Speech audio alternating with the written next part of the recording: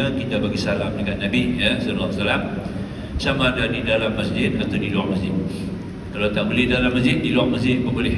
Kita pergi di luar, nampak kubah hijau, kita berdiri di luar, di lataran putih dia ada payung-payung tu, nampak kubah warna hijau, kita berdirilah di bawah tu bagi salam pun boleh. Nampak ya? Kadang tu kita nak pergi dekat, tak boleh ramai, orang tak boleh sampai situ kan. Maka ke arah mana dalam masjid Nabi pun boleh, ke mana-mana kita ada dalam masjid Nabi, kita duduk dalam masjid Nabi, kita cari yang mana kubah hijau, yang mana ada nampak kubah hijau, kita berdiri kat situ, tak tunjuk kita bagi salam. Dalam kita masuk masjid dah penuh, kita nak sembahyang dari depan, kita cerita hal sekarang ni, bukan senang nak sembahyang, nak masuk dalam masjid Nabi penuh, jemaah dah penuh semua dah, nak pergi ke makam Nabi lagi tak boleh. Jadi kita nak bagi salam macam mana? Di tempat kita berdiri dalam masjid Nabi. Tak mana-mana juga kita berdiri hala kepada arah yang nampak kubah hijau, bagi salam boleh. Itu cara je lah. Jangan tak semestinya kita kena berdiri depan makam. Kalau dapat depan makam, itulah paling afdal, boleh lah. Itu di antara peningkatan kita beritahu lah. Baik, kita tengok dia punya makna dulu tuan-tuan. Kita bagi salam ni, kita tahu makna dia apa. Kita tengok ya, semuanya ada nama Rasulullah. Semoga kedamaian selalu terlimpah kepadamu wahai Rasulullah. Semoga kedamaian selalu terlimpah kepadamu wahai Nabi Allah. Semoga kedamaian selalu terlimpah kepadamu wahai orang kepercayaan Allah. Semoga kedamaian selalu terlimpah kepadamu wahai kekasih Allah. Semoga kedamaian selalu terlimpah kepadamu wahai makhluk terbaik Allah. Semoga kedamaian selalu terlimpah kepadamu wahai pilihan Allah. Semoga kedamaian selalu terlimpah kepadamu wahai Ahmad. Semoga kedamaian selalu terlimpah kepadamu wahai Muhammad. Semoga kedamaian selalu terlimpah kepadamu wahai Nabi terakhir. Semoga kedamaian selalu terlimpah kepadamu wahai kesucian. Semoga kedamaian selalu terlimpah kepadamu wahai orang yang suci. Semoga kedamaian selalu terlimpah kepadamu wahai anak Adam yang paling mulia. Semoga kedamaian selalu terlimpah kepadamu wahai utusan Allah, utusan Tuhan semesta alam. Semoga kedamaian selalu terlimpah kepadamu wahai pemimpin para utusan. Semoga kedamaian selalu terlimpah kepadamu wahai penutup para nabi. Semoga kedamaian selalu terlimpah kepadamu wahai pembuka kebaikan. Semoga kedamaian selalu terlimpah kepadamu wahai pembuka kebajikan. Semoga kedamaian selalu terlimpah kepadamu wahai Nabi Rahmah. Semoga kedamaian selalu terlimpah kepadamu wahai pemimpin ummah. Semoga kedamaian selalu terlimpah kepadamu wahai panglima umat yang memiliki wajah, tangan dan kaki yang bersinar. Semoga kedamaian selalu terlimpah kepadamu dan kepada ahlul baitmu yang Allah telah menghilangkan kotoran daripada mereka. Di sini kita tengok ada bunyi bawah ya. Wahai panglima umat yang memiliki wajah, tangan dan kaki yang bersinar. Di sini dalam doa tu dia bunyi ya, di bawah tu kita bunyi, yakni suatu sebutan dipanggil sini, Assalamu alayka ya qa'idal ghurril muhajjilin. Sama tengah. Dan dia tengok sama tengah tu ya. Sama tengah tu. Assalamu alayka ya qa'idal ghurril muhajjilin atau muhajjilin, boleh baca dulu tu.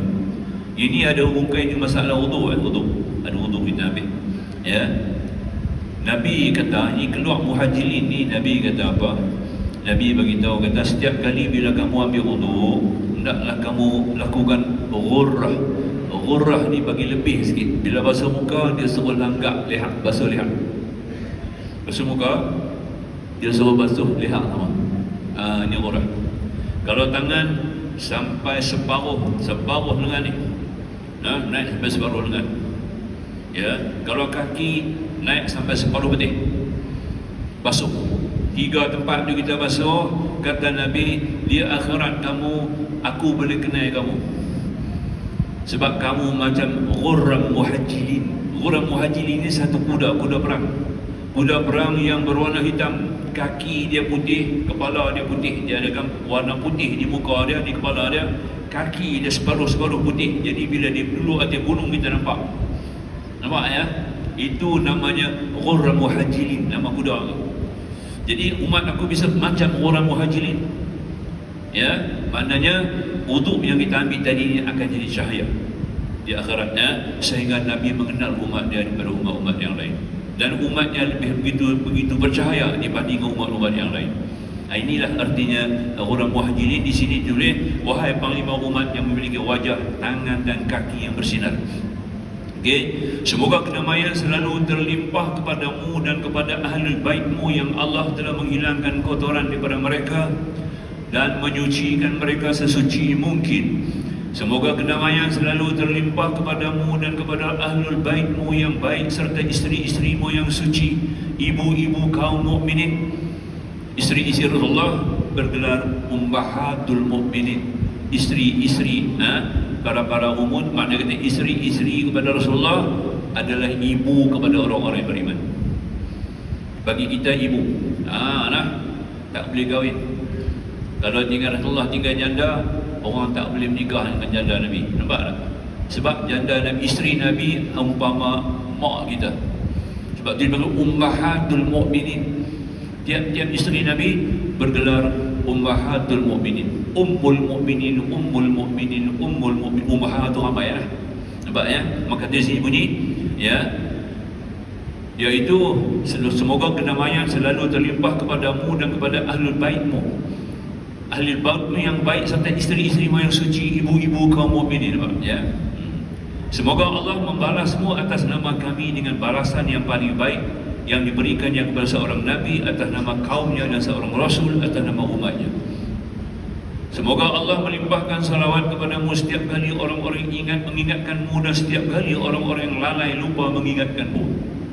Semoga Allah melimpahkan salawat kepadamu di antara orang-orang terdahulu dan orang-orang yang datang kemudian dengan sebaik-baiknya, sesempurna, setinggi, seagung-agung, seharum, suci salawat yang dilimpahkan kepada seorang di antara makhluknya, sebagaimana dia telah menyelamatkan kami denganmu daripada kesesatan, membukakan mata kami denganmu daripada kebutaan, dan memberi kami petunjuk denganmu daripada kebodohan.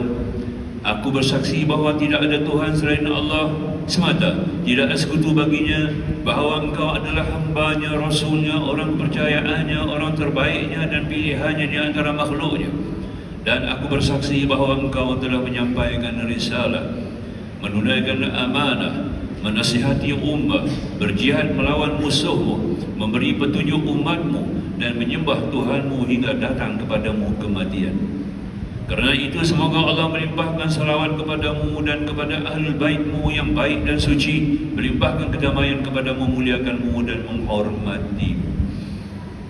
Lebihkan ya, itu dia. Apabila dia telah diberi wasiat untuk menyampaikan salam, sebaiknya dia mengucapkan Assalamualaikum min